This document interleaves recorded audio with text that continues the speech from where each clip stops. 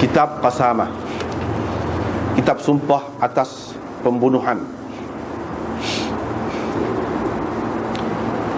dengan sanadnya Imam Muslim meriwayatkan daripada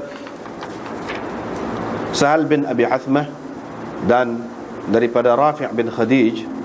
Mereka berdua mengatakan,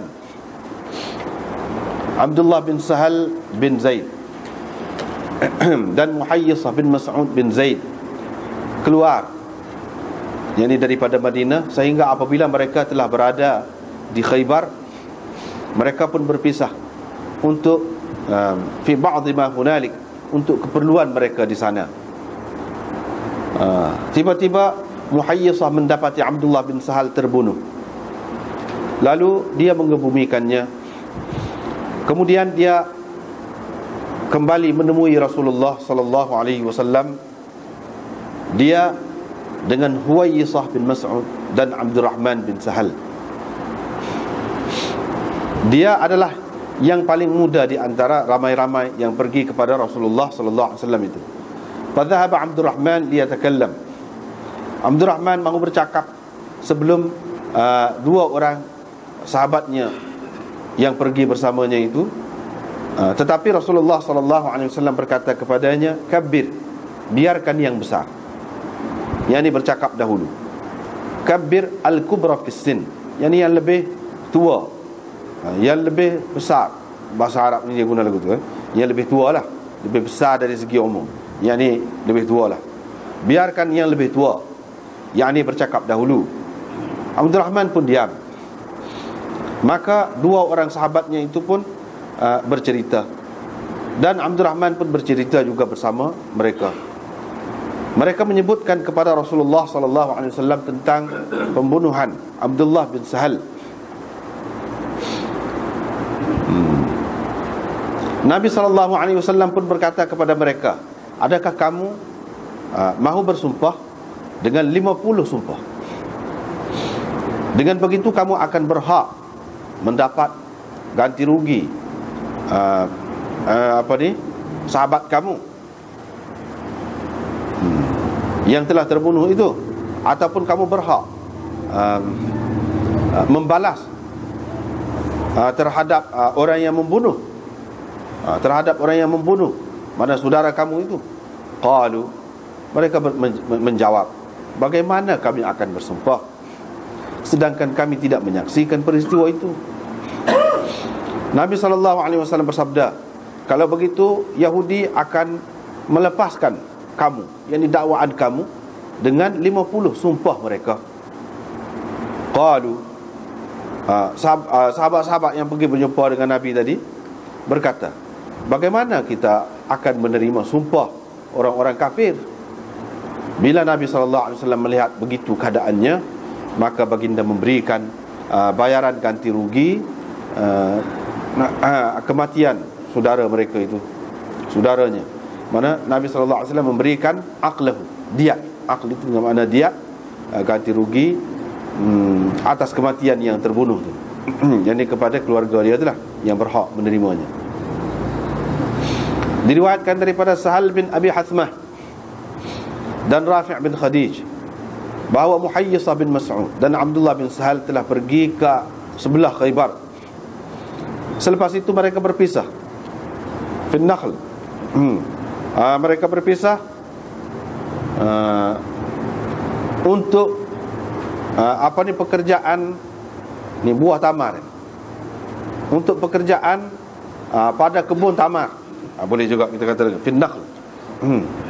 Ataupun fatafarraqa Fin Nakhl, mereka telah berpisah dalam kebun tamar. Boleh juga. Faqutila. Lepas itu Abdullah bin Sahal ini terbunuh. Mereka pun menuduh orang-orang Yahudi. Saudaranya Abdurrahman datang bersama dengan dua orang sepupunya, iaitu Huwayyisah dan Muhayyisah, pergi bertemu dengan Nabi SAW. Abdurrahman pun nak bercakap tentang keadaan saudaranya yang telah terbunuh itu. Dan dia di antara yang pergi itu, dia adalah yang paling muda. Dan Rasulullah SAW pun bersabda, "Kabbiril kubra biarkan yang lebih tua duduk bercakap. Au qala, ataupun baginda bersabda, liyabda'il akbar, biarlah yang lebih tua memulakan percakapan ataupun bicaranya. Ya, dua lagi itu pun bercakaplah tentang saudara dia yang meninggal. Rasulullah sallallahu alaihi wasallam pun bersabda, adakah kamu mahu bersumpah? 50 orang daripada kamu mahu bersumpah terhadap mana-mana orang di antara mereka, yakni di antara Yahudi itu. Dengan begitu, yakni kalau kamu sanggup bersumpah, yudfa'u bi rummati, orang yang kamu tuduh dia membunuh itu akan dikembalikan, akan dibawakan kepada kamu semua sekali. Semua sekali.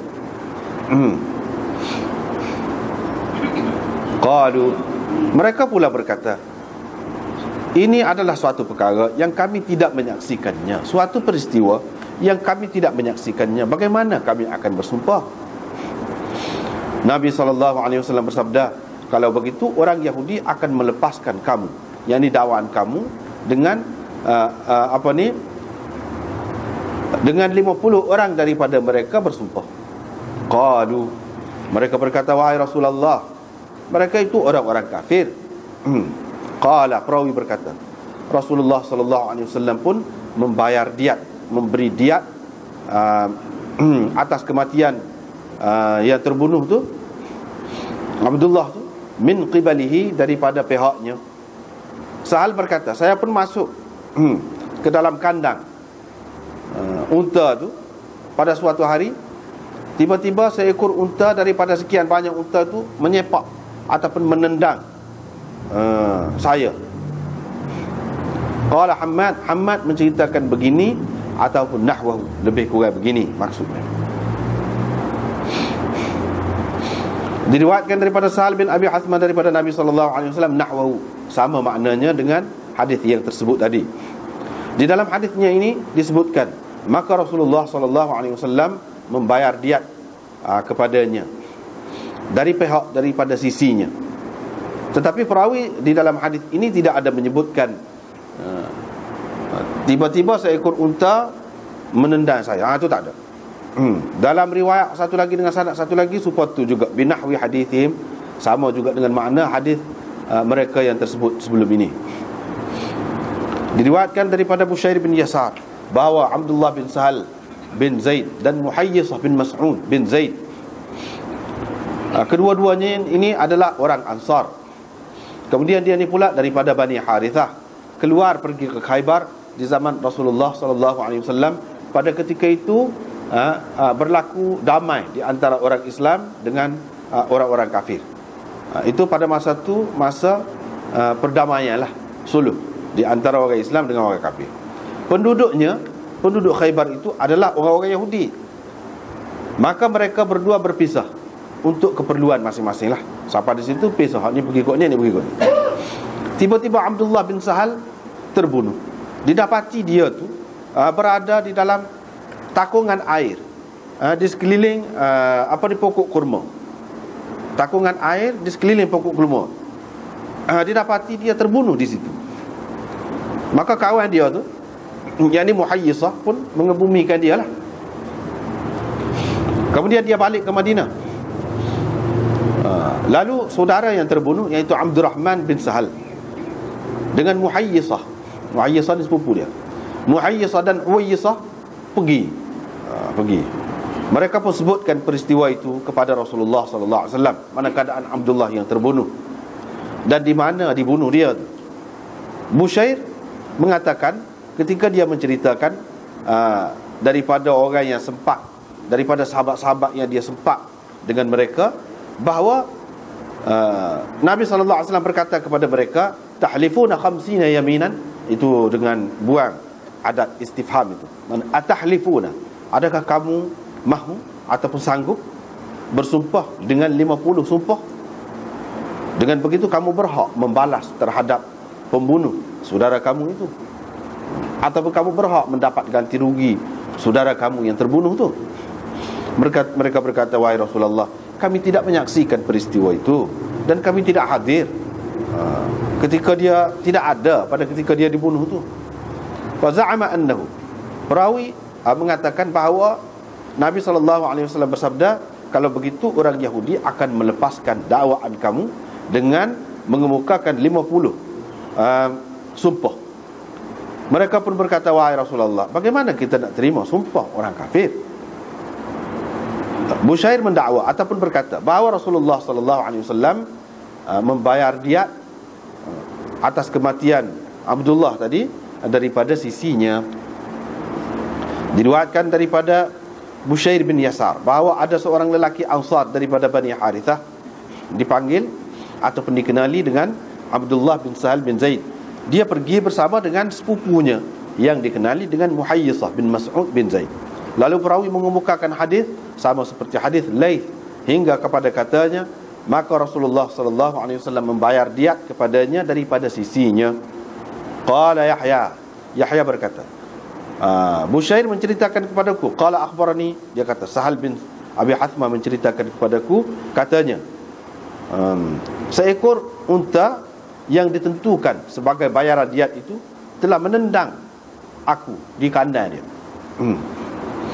Diriwayatkan daripada Sahal bin Abi Hathmah al-Ansari, beliau menceritakan kepada perawi di bawahnya, yakni Bushair bin Yasar, bahawa ada beberapa orang telah pergi ke Khaybar. Beberapa orang di kalangan mereka telah pergi ke Khaybar. Di sana mereka berpisah. Lalu mereka dapati salah seorang daripada mereka terbunuh. Lalu perawi mengemukakan hadis seterusnya. Di dalam hadis itu perawi menyebutkan Rasulullah SAW tidak mahu menyia-nyiakan darahnya. Rasulullah SAW tidak mahu membatalkan atau menyia-nyiakan darahnya, darah saudaranya yang telah terbunuh itu. Kerana itu baginda memberikan diat berupa 100 ekor unta sedekah, unta zakat. Diriwayatkan daripada Sahal bin Abi Hathmah, beliau menceritakan kepada perawi di bawahnya, yaitu Abu Layla Abdullah bin Abdurrahman bin Sahal. Diambilnya cerita ini daripada beberapa orang dewasa dari kalangan kaumnya, bahawa Abdullah bin Sahal dan Muhayyisah keluar pergi ke Khaybar kerana kesukaran hidup yang dialami mereka. Muhayyisah pun pergi, datang balik. Dia bercerita bahawa Abdullah bin Sahal telah terbunuh dan dicampakkan dia di satu mata air ataupun fakir, di satu takungan air. Nabi SAW pun pergi kepada orang-orang Yahudi itu. Lalu baginda berkata, kamu demi Allah membunuhnya? Sungguh demi Allah kamu membunuhnya kah? Ataupun macam mana? Maksudnya gitulah. Mereka kata, demi Allah kami tidak membunuhnya. Kemudian dia pun kembali sehingga pergi kepada kaumnya. Dia cerita, ni Atta ni Yahud, siapa tadi ni? Abdurrahman itu. Bukan Nabi SAW pergi lagi, tak lagi. Abdurrahman itu pergi kepada orang Yahudi. Dia kata, antum wallah qataltum. Mereka pun kata, yang orang Yahudi kata, wallahi ma qatalna. Kemudian dia pun balik. Siapa dia? Abdurrahman. Hak pergi dengan Abdullah. Dia pun balik, pergi cerita kepada kaumnya. Lepas tu pergi dia ni dengan saudaranya Huwayyisah, yang mana lebih tua lagi daripada abang dia, dan Abdurrahman bin Sahal. Ini Muhayyisah tadi pergi. Muhayyisah, Abdurrahman bin Sahal. Muhayyisah nak bercakap, dialah yang pergi sekali dengan Abdullah ke Khaybar tadi. Yang ni siapa dia? Muhayyisah tadi. Rasulullah SAW pun kata kepada Muhayyisah, kabir, biar lebih tua. Maksud beliau asin, bukan mana kabir itu biar besar. Kabir itu mana daripada kabir lah, kibar, besar kan dia. Jadi dalam bahasa Arab dia guna gitu. Misalnya kita kata huwa akbaru minni sinnan, dia lebih besar daripada saya dari segi umurnya. Dia kecek gitu. Kalau kita, dia lebih tua daripada saya, gitu kita kecek. Dia lebih tua, tak ada lebih besar dari segi umur gitu, tak ada. Maksud dia gitu. Supaya juga di sini dia kata kabir. Fatakallama Huwayyisah pun bercakap. Kemudian Muhayyisah baru kecek. Dia pun kata, Rasulullah sallallahu alaihi wasallam pun kata, imma an yadu sahibakum, sama ada mereka yang di puak-puak Yahudi itu membayar diat atas kematian saudara kamu itu, ataupun mereka mengisytiharkan perang, ataupun dalam setengah riwayat yu'dzanu biharbin, ataupun mereka menerima perisytiharan perang daripada kita. Rasulullah sallallahu alaihi wasallam pun tulis surat kepada mereka berhubung dengan perkara ini. Mereka pun tulis surat balas yang di puak-puak Yahudi itu. Dalam surat tu apa dia? Inna wallahi ma qatalnahu, kami demi Allah tak bunuh dia. Rasulullah sallallahu alaihi wasallam pun kata kepada Huwayyisah dan Muhayyisah dan Abdurrahman, adakah kamu mahu bersumpah? Dengan begitu kamu akan berhak mendapat ganti rugi kematian darah saudara kamu, yakni kematian saudara kamu itulah. Mereka kata tidak, maknanya kami tak boleh bersumpah. Nabi sallallahu alaihi wasallam pun kata, kalau lagu tu orang Yahudi bersumpah. Mereka kata mereka tu tidak Islam. Rasulullah sallallahu alaihi wasallam pun bayar diat bagi daripada sisinya. Dan Rasulullah sallallahu alaihi wasallam hantarkan kepada mereka 100 ekor unta.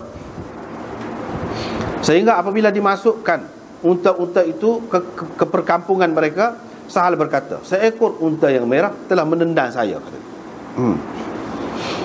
Riwayat daripada Abu Salamah bin Abdurrahman dan Sulaiman bin Yasar, iaitu maula kepada Maimunah isteri Nabi SAW. Mereka berdua meriwayatkan daripada seorang sahabat Nabi SAW dari kalangan Ansar, bahawa Rasulullah SAW telah memperakui qasamah yang dipakai semasa jahiliyah. Yang ini hukum ataupun sistem qasamah yang diguna pakai semasa jahiliyah. Rasulullah memperakui sistem itu, yang ini mengekalkannya. Satu itu sanak-sanak lain tu mithlahu, mana serupa dengan sebenarnya pada tu juga.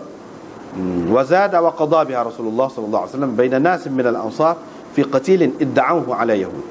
Dan Nabi sallallahu alaihi wasallam memutuskan begitu di antara orang-orang Ansar yang mendakwa seorang daripada mereka telah terbunuh disebabkan oleh orang Yahudi. Ini pun seperti juga An-Nas min al-Ansar 'ala Nabi sallallahu alaihi wasallam, sama seperti hadis Ibnu Jurayj. Gitu. Habislah situ. Kita balik semula.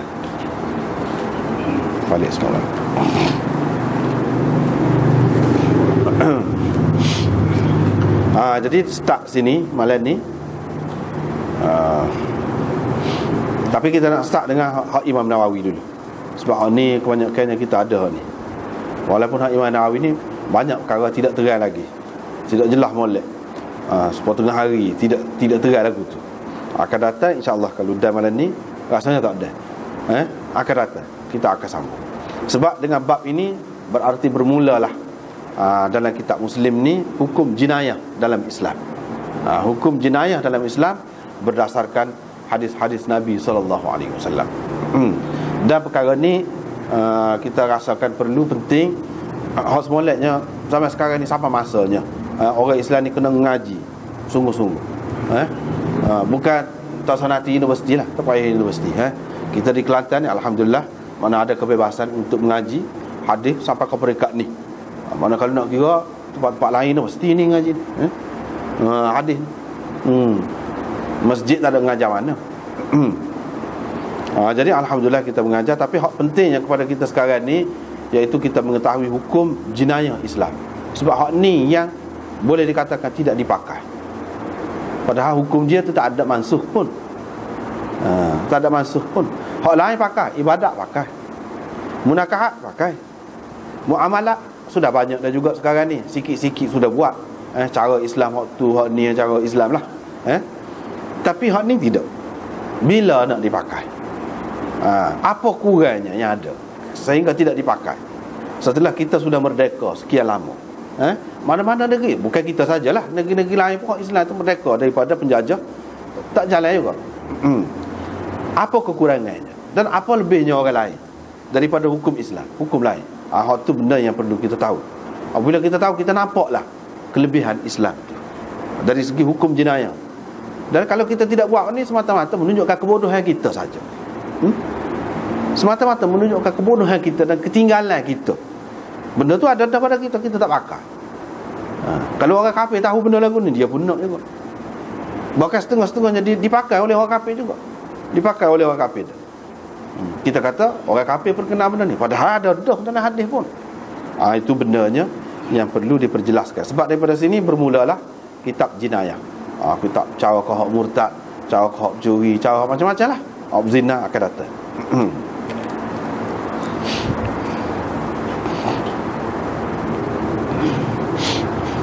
Seolah-olahnya Imam Muslim daripada cara dia buat ni, dia buat hamba. Sebelum pada ni kan kita dah baca cara hamba. Bila hamba ni sepatutnya orang tidak melaksanakan hak lagu ni hamba lah juga. Kalau orang merdeka sungguh, dia tidak melaksanakan benda ni. Kalau merdeka sungguh, kita boleh buatlah apa yang kita nak buat. Apa nak kita takut dengan takut orang kata, takut gitu gini. Kita takut tu macam hukum kita ni zalim, bercanggah dengan peri kemanusiaan. Masalahnya perkara yang utamanya pada anak, orang Islam tu sendiri tidak tahu sebenarnya hukum Islam. Bukan dia tidak tahu, masalahnya orang ramai ni bukan tidak tahu. Hak sembahyang dan hari banyak perkara lagi dia tak tahu. Padahal dia duk buat. Lepas tu usahkah hak ni hak tak tahu, lama mana nak tak jalan. Macam mana dia nak tahu? Apalagi kalau tak belajar, duduk belajarnya cara hak tu. Tak tahulah, tak akan tahu. Baiklah. Kita tengok hak dalam Imam Nawawi dulu. Qasamah tu daripada qasam lah. Maknanya sumpah. Sumpah ni bukan sebagai sumpah. Sumpah atas pembunuhan seseorang. Lepas tu dia adalah bentuk-bentuk dia yang tersendiri. Dan lepas tu ada khilaf, ada hak sepakat, ada khilaf tentang perkara ni. Sumpah ni tidak seperti sumpah lain. 50 sumpah, 50 orang sumpah bahawa gini-gini. Hak tu pula menafikan 50 orang bahawa dia tidak bunuh. Dan benda ni tak ada. Orang kafir tak pakai. Undang-undang kafir tak ada. Sedangkan ini satu keistimewaan undang-undang Islam. Tak apalah, dari segi kelebihan dia kata kan kita bincang kemudian. Hak ni hak ni dulu. Jadi saat ni kita baca huwayyisah muhayyisah. Begitulah hak lebih sahih. Imam Nawawi berkata gitu. Walau bagaimanapun ada juga yang dibaca muhayyisah, huwaisah, ada juga. Boleh juga lagu tu, nama dua orang tu kan, boleh juga, tak apa lah. Lepas tu Imam Nawawi dia ambil hak Qadhi Iyad. Sebab Qadhi Iyad adalah syarah Muslim ni lebih dulu lagi. Imam Nawawi rujuk banyak kepada Qadhi Iyad itu. Boleh katakan dia tak tinggal, ada sama. Qadhi berkata, maksud Qadhi itu Qadhi Iyad lah. Hadis qasamah ini adalah salah satu prinsip syarak dan salah satu kaedah penting dalam hukum Islam, dan salah satu rukun daripada rukun-rukun kemaslahatan, yakni kebaikan orang ramai. Di sini terletaknya pada hukum ni kebaikan orang ramai. Dia kata. Dan ulama semua sekali dari kalangan sahabat, tabi'in dan yang selepas mereka di setiap negeri, Hijaz ke, Syam ke, Kufah ke, lain-lain ke, semua berpegang dengan hadis qasamah ni, dengan kaedah ni. Semua ada perbezaan lah sikit sebanyak, tapi asasnya qasamah tu diterima pada dasar. Tidak kata tertolak sama sekali, tidak. Cuma adalah perincian dia seperti akan kita terangkan akan datang. Walaupun mereka berbeza dalam cara mengambil hukum qasamah, tapi asas qasamah itu diterima. Dan ada juga diriwayatkan daripada sekumpulan ulama, mereka membatalkan qasamah ini dan tidak boleh dihukumkan dengannya semata-mata. Tidak boleh dihukumkannya dengan semata-mata, dan tidak boleh diamalkannya diamalkan dengannya. Yang ni nak amal hukum ni, nak bunuh orang apa dengannya semata-mata, tak boleh. Ada yang berpendapat begitu. Di antara mereka ialah Salim bin Abdullah, Sulaiman bin Yasar, Hakam bin Uyainah, bukan Uyainah, Utaibah, silap. Hakam bin Utaibah, Qatadah, Abu Qilabah, Muslim bin Khalid, Ibnu Ulayyah, Imam Bukhari. Bukhari boleh. Bukhari dan selain mereka. Riwayat daripada Umar bin Abdul Aziz ada dua. Satunya, dia supaya orang lain terima pakai. Terima pakai itu seperti yang kita akan sebutlah, akan datang. Satu lagi, tidak pakai. Tidak pakai itu maksud bukan secara mutlak. Sebab pakai juga, cuma tidak secara mutlak. Adalah bentuk-bentuk dia seperti kita akan sebut akan datang. Sebab kalau kita tengok Imam Malik dan Imam Ahmad, siapa dia boleh dengan qasamah ni saja boleh bunuh orang yang didakwa. Tapi kalau mazhab Syafi'i dan Hanafi tak boleh bunuh. Kok mana-mana pun kes qasamah ni tak boleh bunuh. Orang yang didakwa tak boleh bunuh. Dia paling tinggi, dia. Situ ada khilaf. Jadi hak kata tak saya pakai ni, tak saya pakai secara mana? Tak saya pakai langsung ke? Ada. Tidak. Pakai juga. Baiklah. Orang-orang yang terima hak ni, qasamah ni, selisih pendapat pula. Dia kata kalau pembunuhan itu sengaja, adakah wajib qisas dengan qasamah ni? Kebanyakan ulama Hijaz mengatakan wajib. Inilah pendapat Zuhri, Rabi'ah, Abi Zinad, Malik dan anak-anak buahnya, Laith, Auza'i, Ahmad, Ishaq, Abi Thawr, Daud Zahiri. Dan ini juga qaul qadim bagi Imam Syafi'i. Maknanya berdasarkan qasamah ni boleh dihukum bunuh yang ni terdakwa. Boleh dihukum bunuh orang yang kena dakwa tu, kalau sekiranya dakwaan itu dakwaan membunuh dengan sengaja. Membunuh dengan sengaja.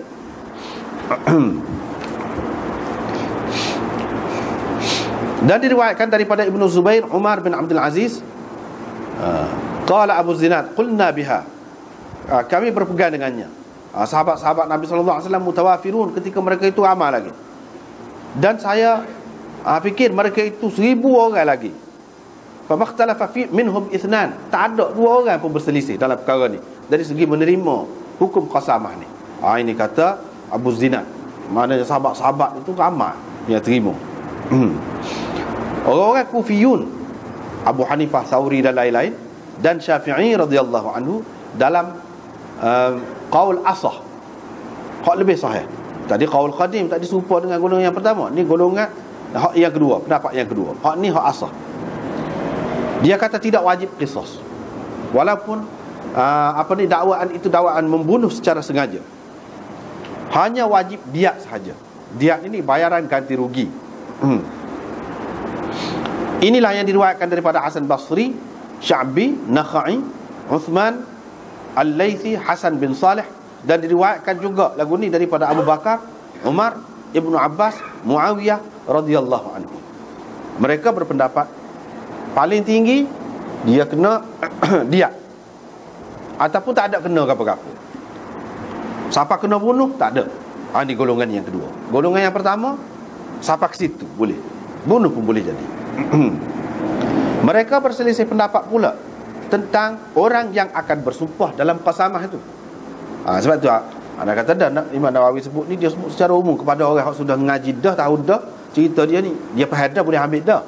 Tapi kalau kepada orang yang tidak pernah terdedah dengan benda ni, tak apa jejak ni, dia ayat tak apalah, kita baca dia sejauh mana dia ayat. Mereka berselisih pendapat tentang orang yang nak bersumpah dalam qasamah. Malik dan Syafi'i dan jumhur ulama mengatakan pewaris-pewaris bagi orang yang terbunuh itu yang akan bersumpah. Yang ni orang-orang yang berhak menerima pesaka daripada orang yang terbunuh tu. Hak itulah yang akan bersumpah. Dan mereka mendapat hak mereka dengan bersumpah 50 sumpah. Mereka berpegang dengan hadis ni. Mana hujah mereka? Kena keluarga hak terbunuh tu ataupun pewaris dia yang bersumpah pegang dengan hadis yang sahih ini. Dan di dalam hadis ini disebutkan dengan jelas bahawa sumpah itu dimulakan dengan pendakwa, mudda'i, dimulakan dengan pendakwa. Ini berbeza daripada kaedah pendakwaan lain hak biasa, iaitu mengikut kaedah al-bayyinatu 'alal mudda'i wal yaminu 'ala man ankara. Bukti perlu diberikan oleh pendakwa, bukan sumpah. Wal yamin 'ala man ankara. Sumpah perlu diberikan oleh orang yang menafikan dakwaan itu, orang yang tertuduh lah. Jadi sumpah daripada pihak tu ni dak. Hak ni kecuali, kes ini kecuali, mengikut puak-puak ni lah, mengikut kumpulan ni. Dan hadis ini sabit daripada banyak turuk yang sahih, banyak riwayat yang sahih, la tandafi', yang tidak tertolak, kata dia. Maknanya sumpah ni kena mula dengan pihak pendakwa, bukan pihak yang didakwa. Sumpah berbeza daripada kes-kes pendakwaan lain. Malik berkata, perkara yang disepakati, yang diijma'kan oleh a'immah dahulu dan kemudian, kata dia, bahawa mudda'i, pendakwa, memulakan sumpah. Sebab apa? Sebab pihak mudda'i, pendakwa, sudah jadi kuat dengan adanya lauf. Dia kata, dengan adanya lauf. Lauf ini satu istilah dalam kes pembunuhan jenayah, iaitu ada bukti-bukti, tanda-tanda, petunjuk-petunjuk bahawa dia ni kena bunuh, dan kena bunuh oleh pihak tertentu. Kalau ada lagu tu, itu laut orang panggil. Qadhi berkata, puak-puak ni dia mendhaifkan riwayat orang yang meriwayatkan dimulakan sumpah tu dengan mudda'a alaihim, yang ni orang yang kena dakwa. Jadi pihak yang kedua ada lagi sekumpulan lagi, dia kata kes ni, qasamah ni, hak kena sumpah dulu siapa dia, iaitu hak kena dakwa lah. Bukan yang mendakwa, hak kena dakwa tu kena bersumpah dulu. Jadi puak-puak ni, hak ni, golongan yang pertama ni, dia kata pegangan demo ni dhaif, hadis-hadis tu dhaif. Dia pegang dengan hadis hak ni, hak ni, hak kata pendakwa dulu diminta bersumpah. Hak ni sahih, kata dia. Dia kata dhaif lah tu.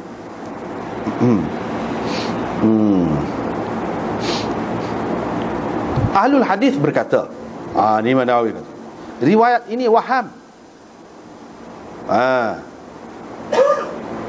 Waham daripada perawi-perawi ini, kerana dia menggugurkan ibtida' dengan yamin mudda'i, walam yadhkur raddal yamin, dan dia tidak ada menyebutkan sumpah balas. Dia tidak sebut di sini. Dia kata riwayat ini ada waham perawi. Waham ke mana? Kerana dia menggugurkan, dia tak ada sebut di sini pendakwa tu kena sumpah dulu. Lepas tu tak ada sebut juga dalam hadis ni, bukan semua, ada di antaranya tadi yang tak ada sebut. Hak tak ada sebut je lah maksudnya. Tak ada pula suruh sumpah balas, tak ada.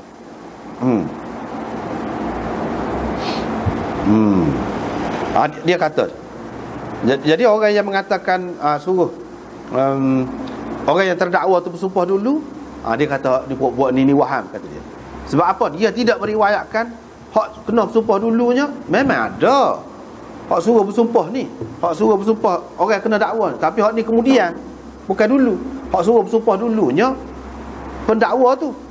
Dia buat hak pendakwa tu, kata dia. Sebab tu dia waham ni, perawi ni waham, kata dia. Sebab tu dia tak sepakat. Jadi sepadahalnya hak mudda'a alaihim tu sumpah balas. Dia tu sebut sumpah balas tu sebagai sumpah yang permulaan. Ni dia kata dhaif lah.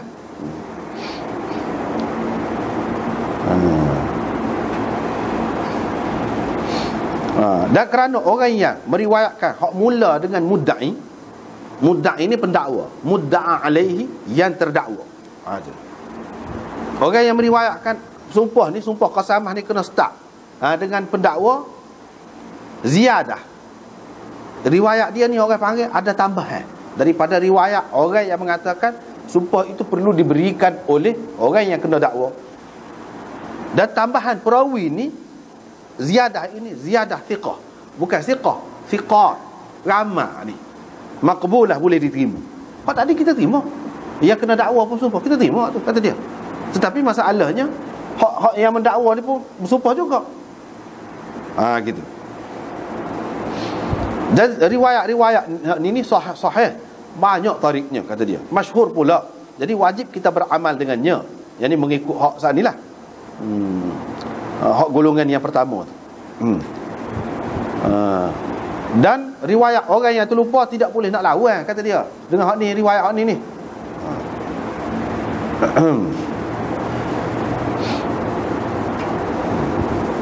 Dan semua orang yang mengatakan tidak wajib qisas pula. Orang yang berpendapat kata kena diat saja, paling tinggi kes qasamah ni kena diat saja. Dia kata kena mulakan dengan yamin mudda'a alaihim, yang disumpah orang yang kena dakwa. Dia kata wa ajma'al ulama ala annahu la yajibu qisas wala diyah. Ni Imam Nawawi sebut ijma' ulama bahawa tidak wajib qisas dan tidak wajib diat dengan semata-mata dakwaan yang tidak disertai dengan adanya syubhah yang mana menimbulkan berat sangka bahawa memang golongan tertentu atau orang tertentu telah melakukan pembunuhan itu. Semata-mata dakwaan saja tak boleh. Dia kata semua terima. Waqtalafu fi hadhihi syubhah, mereka berselisih pula tentang syubhah ni. Syubhah ni hak yang diambil kira, yang mewajibkan dikenakan qasamah ni. Dan ada 7 bentuknya. Imam Nawawi perinci kaklah di sini.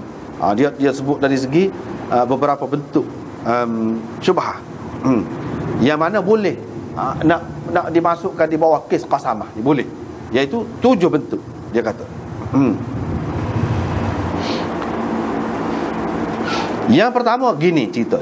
Ni kita baca Imam Nawawi. Yang pertama gini, orang hak kena bunuh tu semasa dia masih hidup lagi, dia memang kena tikar, kau kena bedil, kau kena apa, kau tak kira lah waktu tu. Tapi orang jumpa dengan dia tu, dia tak mati lagi. Dia tak mati lagi, dia masih hidup lagi. Dia kata dami inda fulan. Dia kata saya telah dibunuh oleh si fulan. Dia kata saya telah dibunuh oleh si fulan. Dialah yang telah membunuh aku atau memukul aku, walaupun tak ada kesan. Tak ada kesan. Dia repih tekak kau, tak ada kesan darah ke apa, tak ada. Misalnya dari segi zahir ni tak usah kira lah, doktor cek tu suku tu postmortem pula tu, tu perkara lain.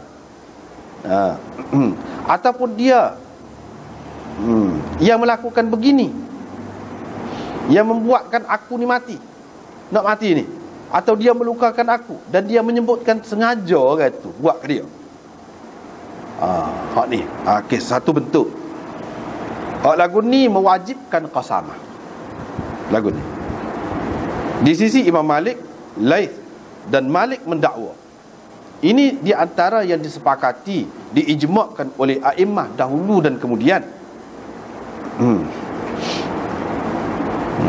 Tapi Qadhi Iyad berkata tak ada orang lain, fuqaha negeri-negeri lain yang berpendapat begini selain daripada mereka berdua.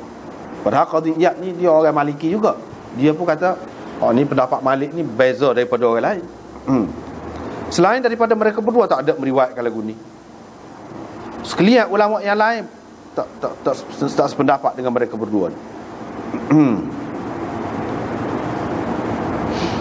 Falam yara ahadun ghairuhuma fi hadha qasamah. Dan setengah-setengah ulama Maliki dia mensyaratkan adanya asar, kesan luka kah untuk jadi qasamah. Malik dia berhujah dengan cerita kisah Bani Israel. Kisah Bani Israel. Dia pegang dengan itulah, faqul nadribuhu bi ba'dihha kadzalika yuhyillahu al-mauta. Lepas tu bila orang tu hidup, orang tu pun cerita tentang orang yang membunuhnya. Malik pegang dengan hak tu. Malik juga berpegang begini, sebab pembunuhan ini dia berlaku dalam keadaan orang tak tahu. Biasanya orang melakukan pembunuhan dia tidak bunuh depan orang. Memang dia tak suruh lepas tu, dia lagu tu lah, dia cari tempat sulit. Kalau kita nak nanti ada saksi, berat lah kata dia. Tak lepas semua lah orang yang bunuh tu. Dia kata falau syaratna asy-syahadah, kalau kita mensyaratkan ada saksi, dan kita membatalkan, kita tak mengindahkan, tak mengambil kira kata-kata orang yang luka tu, kena bunuh tu, dia tak mati lagi saat ni, adda dzalika ila ibtalid dima, kata dia. Ini membawa kepada hilang sia-sia darah orang ramai, nyawa orang ramai, kata dia. Biasanya qalu li annaha halatun yutaharra fiha al-majruh, yataharra al-majruh as-sidq wa yatajannab al-kadhib wal ma'asi. Sebab dalam keadaan ini orang nak mati ni biasanya, Imam Malik kata, ni alasan dia. Dia tak kecap pelawak. Dia kecap betul. Kalau dia kata orang ni dia tidak tuduh, tak ada pasal.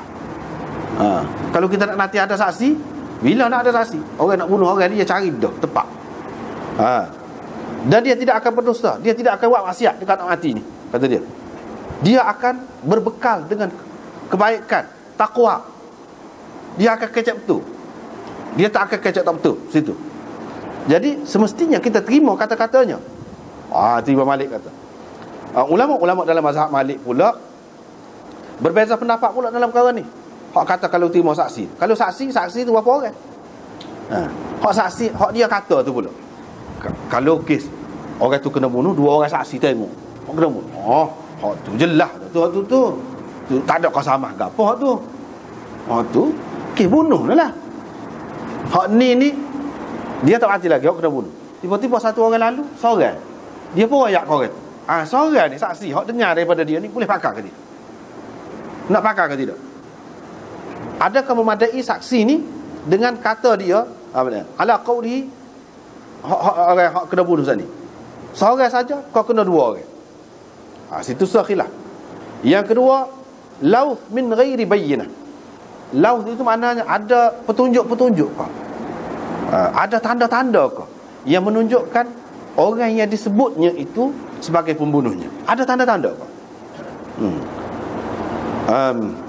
Lauth min ghairi bayyinah ala muayanatil qatl. Ada ke tidak? Misalnya kita kata memang tempat tu tak ada orang. Lepas pada tu ada satu orang tubik daripada tempat tu. Tempat tu tertutup. Dia tak tengok orang tu bunuh. Tapi lepas pada orang tu tubik, dia pun masuk tu kawan duduk berlepas. Dia pun royak orang tadi. Misalnya lagu mana? Itu laut tu orang panggil tu. Ada laut tu lah tu. Mana ada tanda-tanda bahawa orang tu, ataupun tangan dia dipisah ke ada, ataupun pistol ke ada ke, atau dia nampak kenali ke misalnya. Tapi itu bukan bukti, dia tak tengok betul. Itulah orang panggil laut. Setara tu boleh nak bawa ke tu kes itu. Kena 2 orang ke seorang. Ini pendapat Malik, Laith dan Syafi'i. Wa minal lauth syahadatul adli wahdahu. Termasuk dalam lauth juga kesaksian orang adil seorang. Itu lauth. Dia kira lauth ada tanda dah tu, ada petunjuk dah seorang saja. Ini juga pendapat sekumpulan. Begitu juga pendapat sekumpulan orang yang tidak adil. Kalau ramai, tapi dia tu tidak termasuk dalam orang adil mengikut syarat saksi ni, tapi ramai, itu juga termasuk dalam lauth. Lauth. Yang ketiga, ini apa ni, kes yang kedua dah ni. Bentuk yang kedua, lauth min ghairi bayyinah, tanpa bukti. Yang ketiga panjang lah ni, dia sebut ni pun panjang ni, bentuk-bentuk tu. Nak ada qasamah kalau tidak ada. Dalam kes lagu ni ada ke tak ada. Jadi banyak bentuk dia mari. Bentuk yang ketiganya, kalau 2 orang yang adil bersaksi tentang luka, fa'asha ba'dahu ayyaman thumma mata. Dia memang tengok orang tu luka, memang kena tikar kira-kiranya, tapi orang tu hidup lagi beberapa hari lepas pada tu. Lepas pada tu mati, tapi dia mati dalam keadaan tak sedar. Mati gitu dalam keadaan tak sedar. Malik dan Laith berkata ini lauth juga. Bila ada lauth boleh bawa jadi kes qasamah. Boleh dakwa lah, boleh dakwa sebab lauth juga. Syafi'i dan Abu Hanifah kata tidak ada qasamah di sini. Tidak ada qasamah di sini. Sebab apa? Sebab dia tengok luka tu tak tahu lagi kira orang tikar kau kira pun tak pasti lagi. Lepas tu orang ni pensan dia tak sedar ke diri sampai mati. Dia tak ada royak apa-apa pun. Kalau kes pertama tadi dia ada royak lain waktu tu. Tidak ada qasamah di sini. Bahkan wajib qisas dengan adanya kesaksian 2 orang adil, kata dia. Kalau dia tengok betul lah. Yang keempat, orang kena tuduh tu ada dekat orang kena bunuh, ataupun di sisi, ataupun dekat dengan tu, ataupun mari daripada arah tu, ataupun bersama dia ada alat pembunuhan, ataupun berlumuran darah, dan lain-lain lagi lah. Di situ tidak ada binatang buas, tidak ada benda-benda lain. Yang mungkin kita nak katakan dibunuh oleh benda lain lah, tidak ada. Ataupun lari, sekumpulan orang lari daripada tempat kejadian itu. Ini lauth juga yang mewajibkan ada qasamah juga. Di sisi Imam Malik dan Syafi'i. Mana kalau lagu ni qasamah juga. Ada qasamah juga. Yang kelima, dua golongan berlawan, perang, bertetok kau apa. Lepas tu mati.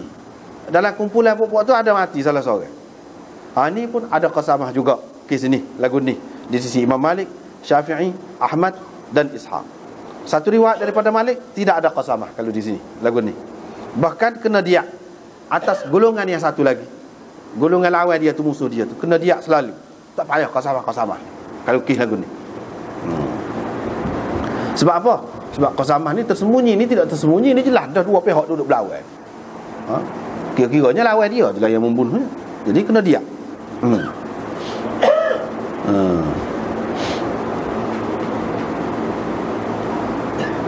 Ini sekiranya daripada salah satu daripada dua golongan.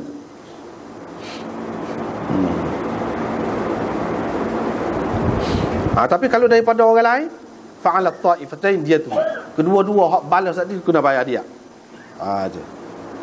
Kedua-dua pihak.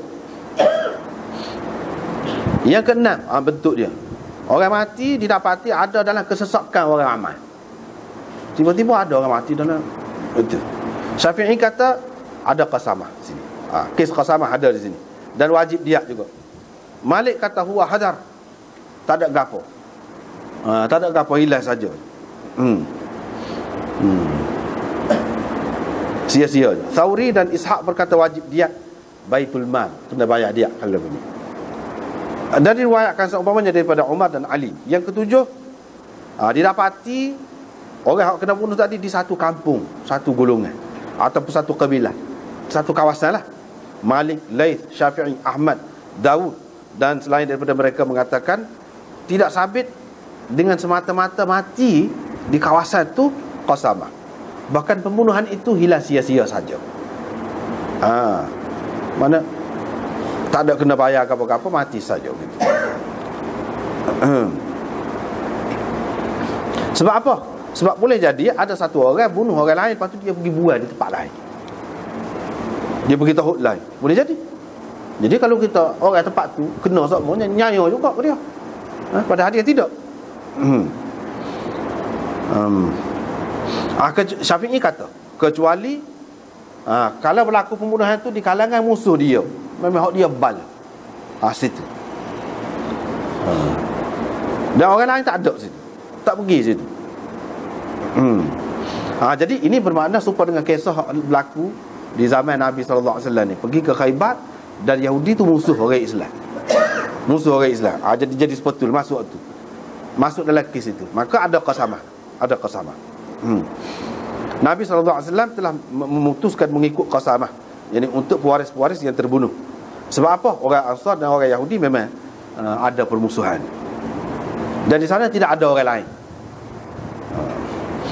Dalam kes ni, kalau Imam Ahmad ada satu pendapat serupa dengan Syafi'i. Abu Hanifah dan Thauri dan kebanyakan ulama Kufah mengatakan bila ada orang terbunuh di sesuatu kawasan atau di sesuatu kampung, ada selalu qasamah. Tak kira musuh ke tidak musuh. Dia banyak perincian ni. Jadi kita nak sebut mana-mana satu tu, di mana Awi cuba sebut dah ni. Cuba sebut. Jadi mungkin kepada orang yang tidak faham, dia kata, "Apa nak pakar hak mana so ni banyak gini mo ni." Bila hukum Islam jalan, dia nak pakar hak mana? Hak ni terpulang kepada pemerintah semasa. Dia kajilah. Ni bahas. Hak ada dengan kita. Depan kita sekarang ni bahas. Dia ada pendapat orang mujtahid yang sudah berpendapat gini-gini. Ada dalil dia. Kita tengok pula lah. Hak mana lebih kemah, hak mana lebih sesuai dengan kita. Ambil satu dan kita pakai hak tu. Kalau gini pakai gitu. Tak boleh pakai lagu lain dah. Tak boleh bebas mazhab. Sini tak boleh. Tak boleh nak talfik. Tak boleh sini. Sini baru tak boleh talfik. Tak boleh talfik. Dia kata kita pakai mazhab ni. Anak suruh lepas. Tak boleh. Dalam kes ni, hak talfik bab lain, hak orang kata talfik boleh tu, bab lain dia pun tidak kata semua perkara boleh. Dah. Dalam kes lain boleh lah. Kes hak individu, peribadi sendiri. Kita nak semayang, nak ambil air semayang cara Hanafi misalnya, boleh lah. Lepas tu nak batal cara lain, walaupun ada ulama kata tak boleh, tapi ada hak kata boleh. Ada hak kata boleh. Jadi hak tu tak ada ganggu siapa-siapa. Tak ada ganggu siapa-siapa, tu atas dia sendiri. Dia nak sentuh dengan bini, dia tak batal air semayang, ikut dia ganggu siapanya waktu tu. Jadi dia kata tadi saya ambil air semayang cara Syafi'i, ni batal dia sentuh ni, lagu mana? Batal ke tidak? Kalau nak ikut Hanafi boleh ke tidak? Kalau dia ikut Hanafi pula, tadi ambil air semayang cara Syafi'i, boleh ke tidak? Ada ulama yang kata boleh, ada hak kata tak boleh. Hak kata tak boleh dia kata sebab berlaku talfik. Hak kata boleh tu berlaku talfik pun tak apa, kata dia. Sebab apa? Zaman sahabat dulu. Dia kata, orang kemudian dia kata tak boleh talfik. Nak macam mana nak kata tak boleh? Benda ni benda usul. Usul tu pun dia serupa furuk juga. Dia ada khilaf lagi hak usul tu. Kalau orang mengaji usul fiqh dia tahu lalu. Bahawa dalam usul tu pun ada khilaf. Jadi kita nak pegang apa? Kita nak wajibkan orang dengan satu pendapat. Sedangkan benda tu ada banyak. Apalagi tidak mengganggu siapa-siapa. Tapi kalau dalam kes aku ni tak boleh. Bila kajian pakar ni, dia kena royak istihad. Maklum dah. Sini pakar lagu ni. Lagu tu. Sebab kalau tidak, orang boleh melepaskan diri. Boleh melepaskan diri. Tak boleh lah. Dan kalau tidak, orang lain akan muskil pula. Apa dia lepas? Kita tak lepas. Payah lah tu. Dia kena pakar. Tapi kalau dalam kes tadi, tak apa. Sebab apa? Zaman sahabat-sahabat dulu, orang ni belajar dengan orang ni ambil ismaya. Pas batal ismaya, dia belajar dengan orang ni. Zaman sahabat dan tabi'in, tak ada siapa pun tanya, kamu tak dia ambil ismaya lagu mana? Lepas tu kamu batal lagu mana? Tak ada. Kalau orang lain kata sepakat, kemudian katakanlah kalau sepakat talfik tak boleh, ijma', katakanlah ijma' pun tak terpakai setelah tak ada ijma' dulu tu. Zaman sahabat tu tak ada ijma', zaman tabi'in tak ada ijma', tak terpakai hak kemudian ni. Kalau kita kata ijma', tak ada ijma', memang khilaf waktu tu. Kalau kita kata pun, sahabat-sahabat tu tabi'in duduk buat ijma' mereka tu lah boleh. Kita ni pula langgar ijma' mereka tu pula apabila kita berwajib. Maknanya gitu. Apabila kita berwajib, mesti kena lagu ni, bermakna kita langgar ijma' mereka. Kita yang salah. Tapi kalau kes lagu ni tak. Sebab tu zaman Sayyidina Umar, padahal banyak pendapat, dia pakai lagu tu, orang lain terima lagu tu. Tu cara dia jelas tu, jelas.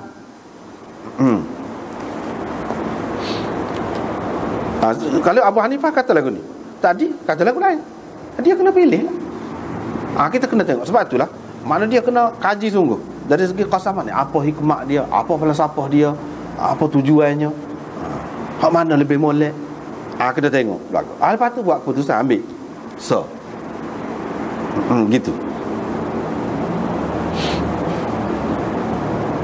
Dia undang-undang mana-mana pun gitu. Dia asalnya bahan tu banyak, ambil sebab waktu dipikir paling sesuai. Tak apalah. Ni bahan, dia kira bahan.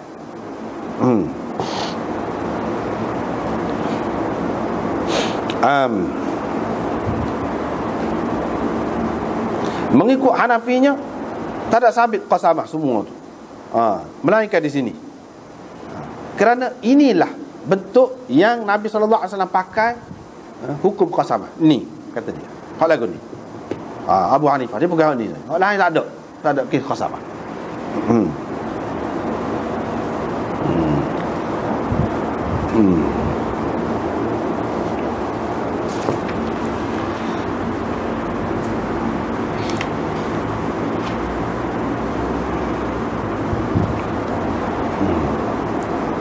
Baiklah. Kalau didapati seorang yang terbunuh di dalam masjid, mana penduduk kawasan itu kena bersumpah. Dan mana kalau dia bersumpah bahawa dia tidak terlibat dalam pembunuhan dan dia tidak tahu siapa dia hak pembunuh, dia kena bersumpah gitu. Maka wajib dia kau dia kerajaan kena bayar dia. Baitul Mal bayar dia. Begitu juga kalau mereka mendakwa pembunuhan itu terhadap penduduk satu-satu kampung, satu-satu kawasan. Lagu tu juga. Auza'i kata, ni pendapat Auza'i pula, adanya orang terbunuh di mana-mana perkampungan ataupun kawasan mewajibkan qasamah. Mesti kena ada qasamah, walaupun tidak ada kesan, tidak ada luka ke, tak ada. Begini juga pendapat Daud Zahiri. Ada lagu tu juga. Itu secara kasar. Lepas tu Imam Nawawi kata hadza akhiru kalamil qadhi wallahu a'lam. Jadi semua saat ni dia petik daripada qadhi Iyad, mari macam-macam. Tak apalah, secara kasar saja kita bagi tu, secara kasar. Hak akan datang mana kita nak tengok gol lain pula. Gol lain pula.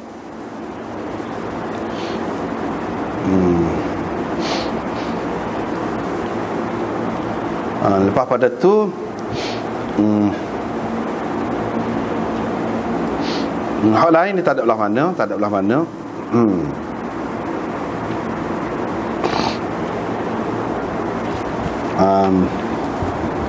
Cuma dari segi adab lah, dari segi Nabi SAW suruh kecek orang tua, lebih tua, tu tetap ada adab. Tapi dari segi hak berkait dengan masalah ni sebenarnya tak ada.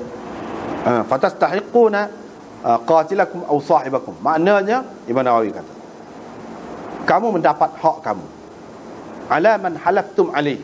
Kalau kamu bersumpah mendakwa golongan itu telah membunuh orang kamu berhak mendapat. Jadi hak ni hak apa? Adakah hak qisas ataupun dia? Situ ada khilaf. Ada yang mengatakan hak tu mana hak qisas.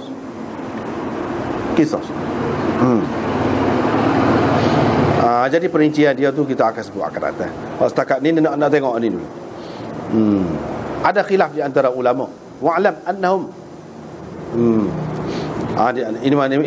Imam Nawawi kata, ketahuilah kata dia, baru harus bersumpah. Jadi nampaknya macam sumpah-sumpah ni benda tak tahu gitu ya. Tak tahu pun suruh bersumpah lagu mana. Takut kita muskil gitu. Imam Nawawi sebut sini, sebenarnya baru harus mereka bersumpah apabila mereka yakin ataupun berat sangka. Kerana ada law tadilah kita kata law, ada tanda-tanda ataupun petunjuk-petunjuk tadi, baru boleh nak bersumpah tu. Kalau tidak tak boleh. Nabi SAW kemukakan sumpah kepada mereka itu apabila telah didapati ada syarat ini pada mereka. Bukan maksudnya Nabi izinkan kepada mereka untuk bersumpah tanpa ada sebarang keraguan, tanpa ada sebarang syok, sebarang keraguan, tuduhan. Tak ada. Bukan lagu tu. Bahkan mereka sudah berat dah ni puak-puak ni kira-kiranya. Puak-puak Yahudi. Sebab itu mereka kata, bagaimana kita nak bersumpah muka kita tidak saksi? Tetapi kok mana-mana pun dia ada berasa dah gitu, berasa berat kot tu dah. Tetapi oleh kerana tidak saksi betul, tidak tengok dengan mata kepala, bagaimana nak bersumpah? Ya Nabi suruh bersumpah tu, anda tak apa dah. Satu kira tu. Cuma dia duduk muskil, nak bersumpah-sumpah ni benda tu biar terang dulu kita tengok. Kalau tengok tak payah bersumpah dah jadi saksi dah lah. Kalau tengok orang nak tengah bunuh tu, untuk qasam ni maknanya lebih halus lagi untuk menjaga nyawa seseorang manusia. Sehingga ada sangkaan macam tu pun boleh dah. Sangkaan macam tu pun boleh dah. Sangkaan berat sangka lah maksudnya. Kalau sangkaan sama berat tu tak boleh. Dia kena berat sangka. Zon itu makna berat balik ia. Di samping adanya law tadi. Kalau tak ada law tak boleh. Bukan kata mana bunuh selalu. Sebab apa? Dengan begini secara rekahnya kita boleh sebut, iaitu apabila buat gini kau orang tak berani lah. Ni cara hukum Islam ni, dia buat gini nak suruh masyarakat ni jaga anggota dia. Sebab apa? Kalau ada buat kita ni jenis tak cerdik, jenis jahat, jenis apa, boleh jadi sampai ke peringkat bunuh orang, buat kita lah nyaya. Kita kena bayar dia, tak ada pasal-pasal. Manusia ni kalau habis pitih dia, dia mikirlah sikit. Dia nak jagalah anak-anak dia, masyarakat dia tu dia nak jaga. Itu sah. Yang keduanya dari segi Islam ni makna dia jaga kepentingan ni masyarakat ni. Kalau pergi jalan mana-mana pun tak bimbang. Tidak nanti ada saksi hok bunuh, saksi yang tengok orang duk tengah bunuh, tidak nanti lagi. Keadaan dia tu terjamin asalkan ada law saja, sudah boleh dah bawa. Cuma tidaklah sampai bunuh pihak yang kena dakwa tu, tapi kena bayar ganti rugi, sudah kena dah. Kena dah. Dan kalau demo tu kata kita tidak bunuh, apakah mereka kena juga? Di situ ada khilaf. Kalau kita tengok hadis tadi, Nabi SAW bayar bagi pihak dia. Mana pihak kerajaan? Mana dikira cuai pihak kerajaan ni? Macam mana? Mana seorang rakyat dia ni tidak ada bahagian keselamatan lah, boleh kau apa kau yang jaga, sehingga boleh berlaku pembunuhan seperti itu. Dia kira cuai bagi pihak kerajaan, jadi kerajaan bayar. Ini mana kelebihan tu? Kelebihan kepada masyarakat tu, mana jaminan. Kalau mereka itu tak mahu bersumpah, mana puak-puak dia kena bayar. Sebab apa? Pembunuhan ini berlaku di kalangan dia. Bermakna masyarakat ni akan janganlah sama sekali berlaku pembunuhan di kalangan dia. Sebab kalau berlaku, susah.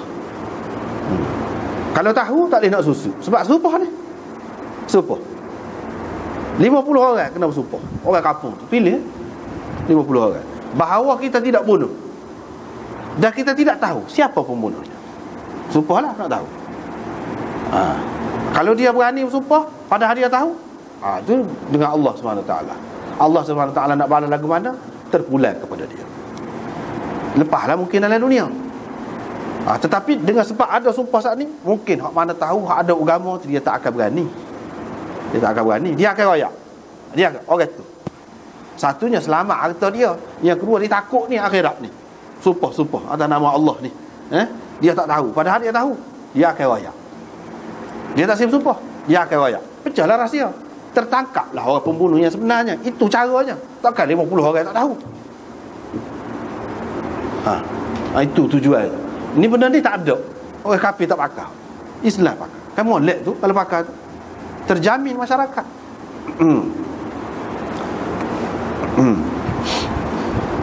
Supaya pembunuhan juga. Kalau pembunuhan tidak sengaja, bukan orang yang membunuh tu yang dia kena bayaran ganti rugi, tapi keluarga dia. Keluarga ni jadi sakit kepala lah. Ada seorang hak jahat di kalangan keluarga dia, mesti dia jaga, mesti dia ajar akhlak molek. Sebab apa? Dia takut piti dia hilang. Kalau pembunuhan sengaja, baru kena pembunuh tu sendiri kena bayar. Kalau pembunuhan tidak sengaja, tak kena. Dia adalah kata tanggungjawab keluarga, barulah jadi mesra kasih sayang di antara keluarga tu. Kata dia kau kuku. Sebab apa? Kita kalau berlaku gapo-gapo dengan tidak sengaja, tepuh orang kau tidak sengaja, mati. Lepas kena bayar dia. Bukan kita sendiri kena bayar, keluarga, pakak-pakak waktu. Itu cara dia nak bentuk masyarakat.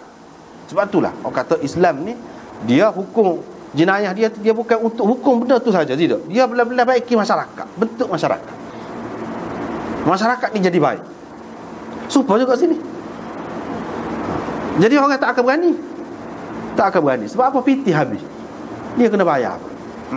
Kalau nak bersumpah, dia tahu, katakanlah dia tahu, takut.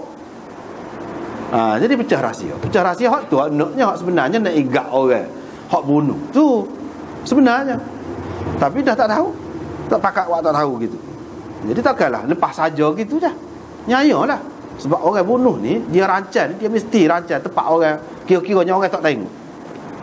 Takkan kita nak lepas gitu saja.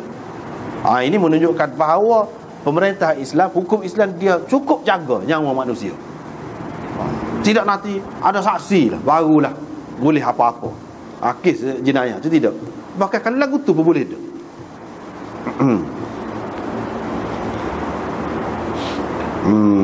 Lepas pada tu pokok ni kata, Nabi SAW kata, kalau kamu tak siap sumpah, biar pokok Yahudi bersumpah 50 sumpah. Dia kata lah, lagu mana dia nak bersumpah, dia orang kafir. Sini Imam Nawawi kata, menunjukkan ni kira mahkamah. Ini menunjukkan mahkamah Islam ni bukan untuk orang Islam saja. Silap orang kata mahkamah Islam ni untuk orang Islam saja. Dengan sebab itu tak boleh, kita tak boleh, kita tak kena ni mana berterusan gini. Mahkamah syariah saja, mahkamah syariah untuk orang Islam saja, tak kena. Dia kena mahkamah hak besar tu semua sekali, Islam juga. Hak ni, inilah menunjukkan kita ni tidak merdeka mana. Barulah kita tanyalah diri sendiri, yang kita duduk akap bendera, kibar bendera semua tu sejauh mana arti kemerdekaan. Sebab apa? Undang-undang orang putih hok duduk pakar, hok data lebih besar lagi daripada hok. Undang-undang. Sedangkan sini Imam Nawawi kata, dalam hadis ini ada dalil bahawa sah sumpah orang kafir. Buat-buat tu kata, lagu mana kita nak terima dia tu orang kafir? Dan Nabi kata dah kan, biar dia bersumpah. Takkan Nabi dalam keadaan tak boleh dia nak suruh orang tu bersumpah, dia tahu dah lah, boleh lah tu. Lepas tu orang kafir nak sumpah lagu mana? Ikut dia, cara dia lah. Takkan dia nak bersumpah dengan nama Tuhan kita, dengan Quran, takkan lagu tu. Maknanya boleh. Sebab tujuannya nak jaga keselamatan masyarakat ni, keamanan. Jadi kalau dia takut cara dia kafir tu pun, dia takut kalau mari kita suci dia harus sumpah, ketakatlah dia. Dia tak akan berani. Biar dia bersumpah dengan cara dia. Makna dalam mahkamah Islam boleh terima juga lagu tu. Bukan kata nak bersumpah dengan Quran belaka. Orang kafir kalau bersumpah dengan Quran tak ada gapo dia. Kitab dia lah, baru dia takut. Ni alasannya bahawa dalam mahkamah Islam ni orang kafir pun masuk, dia bersumpah cara dia. Yang pentingnya kita nak tahu hak sebenar. Dia akan takut sebab itu berkait dengan agama dia. Dan sumpah orang fasik, sumpah orang Yahudi diterima juga. Lepas tu Nabi SAW bagi dia, bagi pihak dia. Bagi dia, bagi pihak dia. Tak apalah. InsyaAllah kita masa tak cukup, kita sambung akan datang. Jadi hak Imam Nawawi ni tak ada sebanyak mana. Wallahu a'lam.